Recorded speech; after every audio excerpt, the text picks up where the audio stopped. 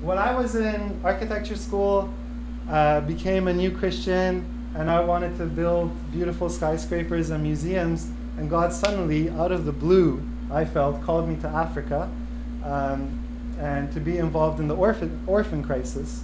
So I went to Africa. I'm suddenly nowhere near architecture school, like sweeping rooms for food and visiting patients and things like that. And they called me to go back a second time. Actually, I wanted to go back a second time to Africa to then build something the second time, to build a school. I was like, yeah, this is about architecture.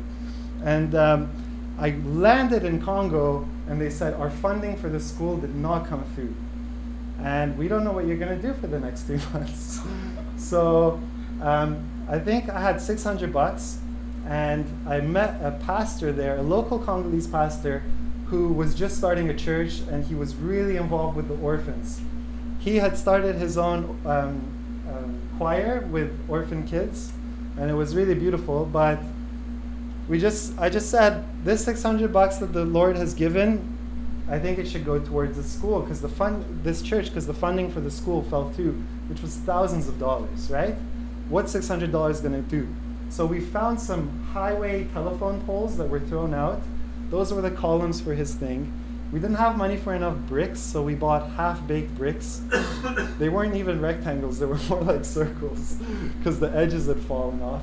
And with 2 teenagers who were also orphans, we began to build this little church, which would double as a school.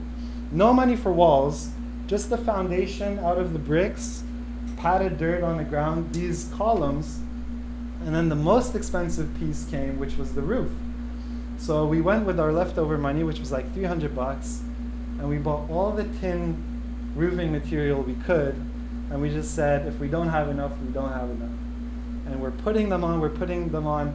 This African guy from the neighborhood sees us working, and he realized what we're doing. He goes home and he comes back with 1 tin piece of roof, and he says, this is for this building you're building, because I really appreciate what you guys are doing. And when we finished the roof, there was not 1 extra piece that we needed.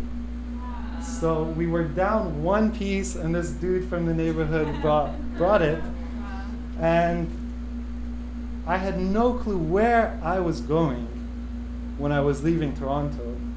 I didn't know the funding was going to fall through. I didn't know any of this, but people would ask me, what are you going to do? And I wouldn't know for weeks, right? Until this amazing thing happened and Jesus worked in this way. And so we can't always be sure of where we're going. The beautiful thing is, if God is calling us, that's the best assurance we need.